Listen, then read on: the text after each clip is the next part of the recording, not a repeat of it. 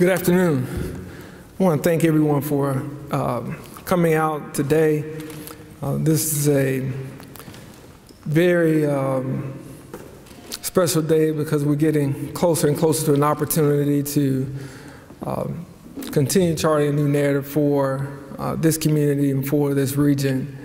And, you know, part of that is being mayors. You learn about all these secret clubs that they have. You learn about a mayor's club that once you're mayor, you're always a mayor. And so when you are always a mayor, you steady yourself to kind of help out sometimes. And I haven't utilized my membership as much as I've wanted in these past few months, but it's good to be able to be in that mayor's club and have someone that is willing to do that. You know, I'm here because we wanted to get all the support we could for this referendum to invest in our public schools. And in doing so, I'm reminded of a story that my father, Joe Reeves, a former city councilman here, told us a long time ago, probably too many road trips that we've taken and we heard the same joke. But it is a joke about two people who were drowning in a river. And one was a young man and one was a professor. And they're drowning in this river and they were in desperate need to be saved. And the young man, as he was drowning, yelled, "Help, help."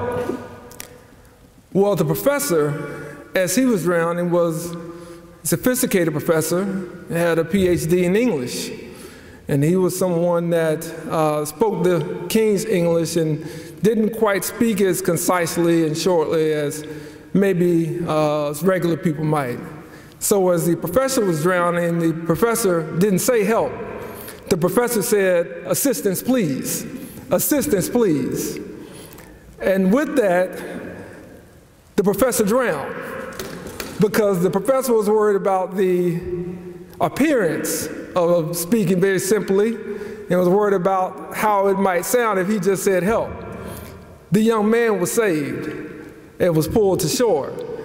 And so the takeaway for that joke from my father has long time been, when you need help, don't be afraid to ask for it and say what it is that you need.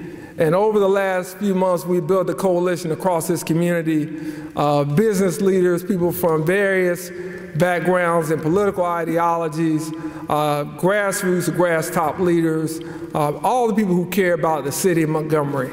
We've been able to build that coalition to get to this point of support for investing in our public schools. And I thought that as a member of the Mayor's Club, that I should call on some of the former mayors of the city of Montgomery. And I saw our most recent mayor, Todd Strange, just the other night and asked him if he would help in this endeavor. And I said, "You told me if we needed anything just to call you." He said, "All you got to do is ask." And so I asked him for his support in this referendum, and he gave it to me there. And I asked him a second part of that, which is would he be willing to speak about it publicly? And he agreed to do so. And so I'm glad to have seen him a couple of nights ago. We also reached out to former Mayor Bobby Bright as well, who was out of town traveling with his wife Lynn and could not be here. But I wanted to ask for help, use my membership in the Mayor's Club to ask former Mayor Todd Strange to come and give his thoughts on the referendum, why it's important, and I'm glad that he accepted my offer, and I'm glad that he is supporting this initiative. Mayor Strange, you will please. Appreciate it. Thank you. I'd give you a hug, but otherwise. Yes, sir. There's another member of that club with us today, Charlie Jenright. If you forget, he had 6 weeks at the helm along the way. He says how his hair got going. Just a quick statement. I am appreciative of the mayor inviting back to the People's Chamber. We had a lot to do with getting it in the state that it's in. Walt Maddox, who's a great mayor and a great friend of all of ours, Tuscaloosa, as the Big Five were saying goodbye to me, he asked the question, he said, "Mayor, do you know what they call former mayors?" And I'm thinking, you know, eminence or emeritus or something like that. He said, "They don't." But I am so pleased that Mayor Reed, Stephen, in fact, reached out, because you've heard me be silent about what's going on in our city, although I'm proud of the things that have happened. This office deserves our silence, my silence, simply because until you hear, you really don't know what the situation is. I don't know that there's any person that has been more vocal in trying to change education over the last 10 or so years than I have. I also don't know that I started it, but I certainly adopted the phrase, "So goes education, so goes Montgomery." And we've been involved in economic development for 20 years plus when I was the ADO director, Secretary of Commerce. And we know education plays a great role. And truthfully, in the economic factor, if you don't have a great asset, you add assets around, like Central Alabama. Education in Central Alabama statistically would sell reasonably well, particularly when you would add Auburn into Central Alabama. We did not sit by idly. Many of you know that we took the first steps in trying to get a city school system. It just didn't work. And Stephen said it well in his State of the City address just recently. If it was doable, there's some mayors before him that would have already got that done.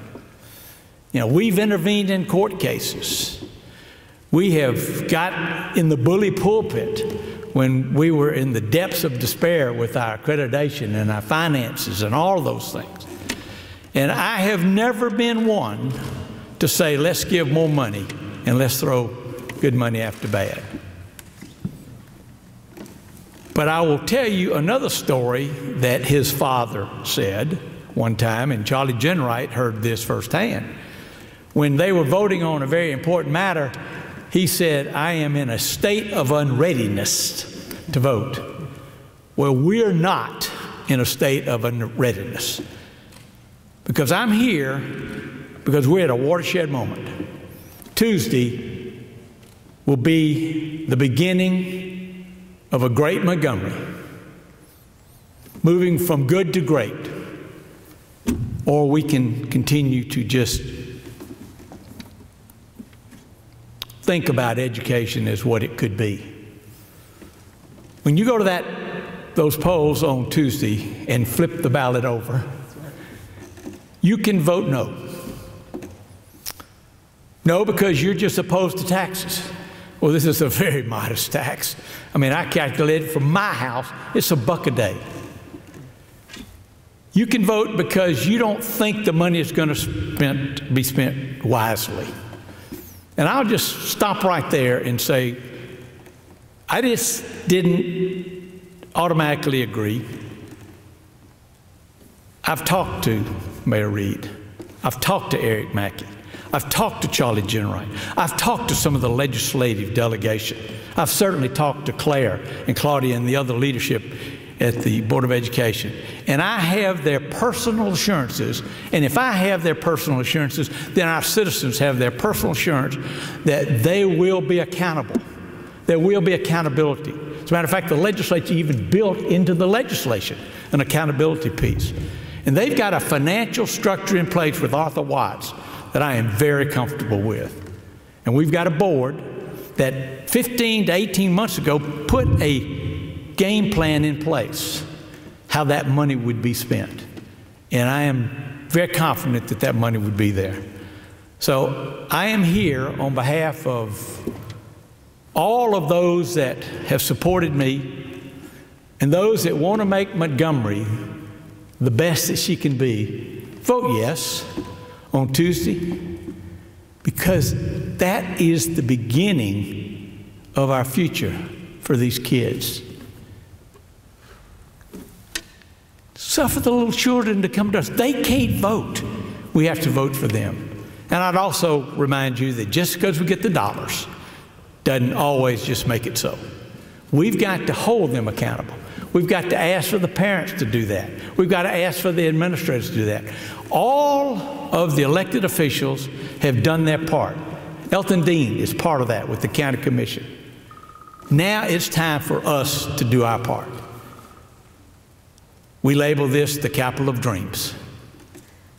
Let's dream what our educational future, and because so goes education, so goes Montgomery. We can be the best that we can be. So endeth the gospel according to former Mayor Todd Strange. Thank you, Mayor.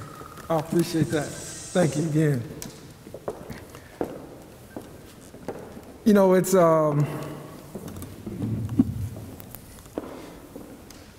when you go back into private life, and a lot of people want to stay in private life. I told Mayor Strange he looks a lot more relaxed, looks a lot lighter on his feet, looks a lot happier these days than some of the days when he was mayor. And so when I saw him, I asked him if he wanted it back, and he just smiled. He didn't say yes.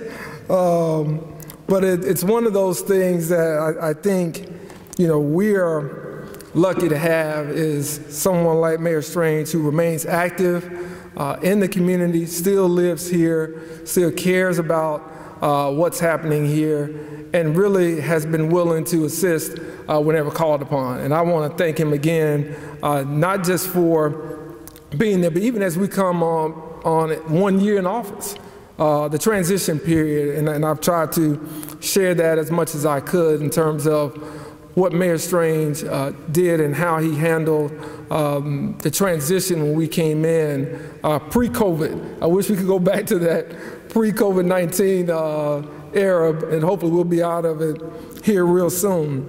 I just want to make a few comments, and then I'm going to open it up for any questions that you may have for myself or Mayor Strange. But I think it's very important for us to keep in mind that, you know, we're at an inflection point in the community, and we didn't get here by ourselves. It really has been a collaborative effort that has been months in the making. Our school board has been very active and very proactive, I would probably say, as well as that of Superintendent Dr. Andrew Moore. Our county commission, led by Chairman Elton Dean, been very supportive in trying to do the things at the county level. This is a county school system, to push those initiatives through. And then we've had state legislators. Bill sponsor Kirk Hatcher has been very, very instrumental in helping us get this through the legislature. Without that piece, this doesn't happen. It just doesn't happen because a mayor wants it to happen, or a county commissioner. It takes all of us to make it work. And then it takes those in the business community. When we ran into some opposition there a little bit, and questions that threatened the potential of even being able to get this to the citizens to vote, we called on some of the bell cows, if you will, in the business community, in our faith community, to make some calls for us, and just to get them to try to get some folks on board who weren't sure about where we were as a system and kind of what this would mean. And there have been some tough conversations. There have been some very honest and candid conversations about the present status of our school system and about the future of our school system and how we would go about doing things. And all of that is understandable. All of that is something that I believe is well within the purview of everyone that's been elected and everyone that represents some constituency, whether they're elected or non-elected, in this community. And we tried to educate and inform the community over the last months with this campaign, and we've had so many people, again, throughout this community that have reached out to try to support this endeavor by helping get out the information that was needed, good, bad, and indifferent. It's been a collective effort that has been based around a very broad coalition of people. But one of the things we have to keep in mind, because often we confuse charity with chances, is that what this is really about is chances.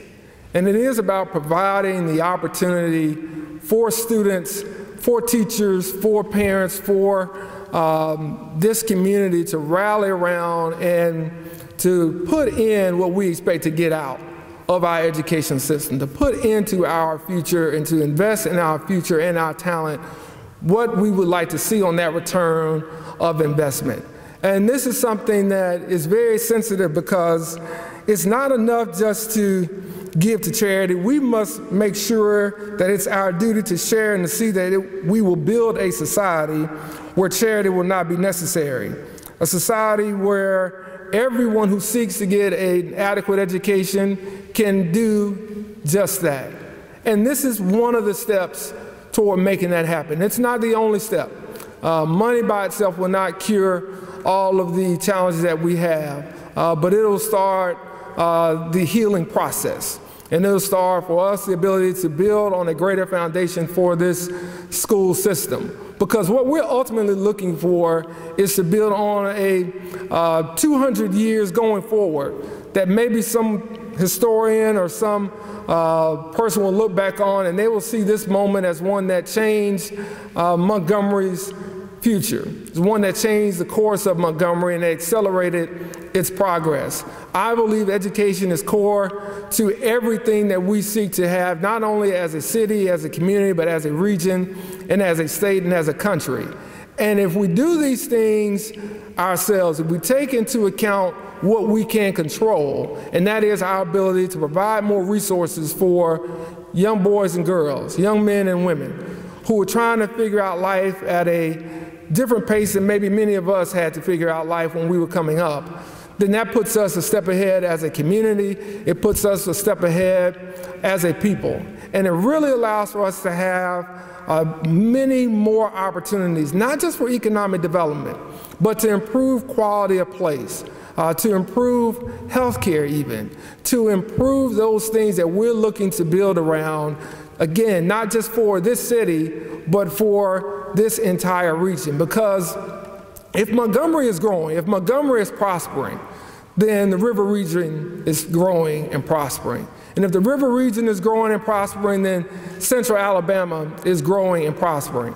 And if central Alabama is growing and prospering, then so is the state of Alabama as well. And so it all comes back to what we choose to do with this moment. How do we choose to maximize where we are right now? And I believe that we have the ability to do much more than what we have done in the past. And I don't believe that we have to be burdened by what has taken place in years gone by, decades gone by, what those arguments may have been about, or those disagreements that have kept us from doing what we should have done and what we are planning to do on Tuesday. But what I'm excited about is that we have so many people who recognize what this means. We have so many people who recognize the chance that we have now, not just for the present, but for the future. And I think as we think about things along those lines, it puts us in a much better place in the community, not just to invest in education, but to invest in our community and to have a different approach, a different feeling about where we stand as a city, as a county, and as a community. And so I'm excited and I'm encouraged by all the support from people who don't have kids in the public schools, but understand that this may be a small way to pay it forward. I'm excited by those who have graduated from our public schools, who've gone on to do tremendous things in their professional careers all across this country, who reach back out to say, it's time for us to do this. I'm excited because there are people even outside of Montgomery that are in Auburn, yes, Auburn, that are in Prattville, that are in Greenville, who say, you know what, I know I can't vote, but I want to support it, and I'm encouraging people that I work with to vote for it because it's the right thing to do. And so we have far more people cheering for us to do the right thing than we have cheering against us in this moment. And that in itself is encouraging about where we can go. And so I'm of the thought that where we sit right now on Thursday, having the support of former Mayor Strange, someone who's been involved in this community for several decades at various levels of government, trying to push forward and bring things together, that we can do this as a cooperation, as a collaboration in the positive growth of our community, of our city, and of our educational system. And now I'm under no illusions that this is the end step. This again is one step in the process. We didn't get here overnight. We won't get out of it overnight. But we have to take the first step in order to start that journey. And that first step means turning that ballot over on Tuesday and voting for Montgomery Public Schools Amendment 382 so that we can invest in a first-class educational system to make sure we provide a first-class opportunity to all the boys and girls, young men and young women, parents and teachers who so richly deserve it. And I believe that this is the most consequential election that we have seen in several decades as it relates to this community. I cannot think of one, including my own, that is more consequential to the future growth, prosperity, and vitality of the city of Montgomery, the River Region, and of Central Alabama. And so with that, I'm glad that Mayor Strange answered my call for help. I'm glad so many others have answered our calls for help. And when we need assistance, please, we will ask for that. But every now and then, you've got to ask for help. And I'm glad that we got it this day. Thank you so much for being here, and I'll take any questions and any questions you may have for Mayor Strange at this time. As a three-term, I have a personal privilege. I think that this community, this state owes this guy a tremendous debt of gratitude because this is a tough fight. The coalition he's put together, he's risking his political future standing up here doing this because it's the right thing to do. And I appreciate it very much. Thank you. Mayor,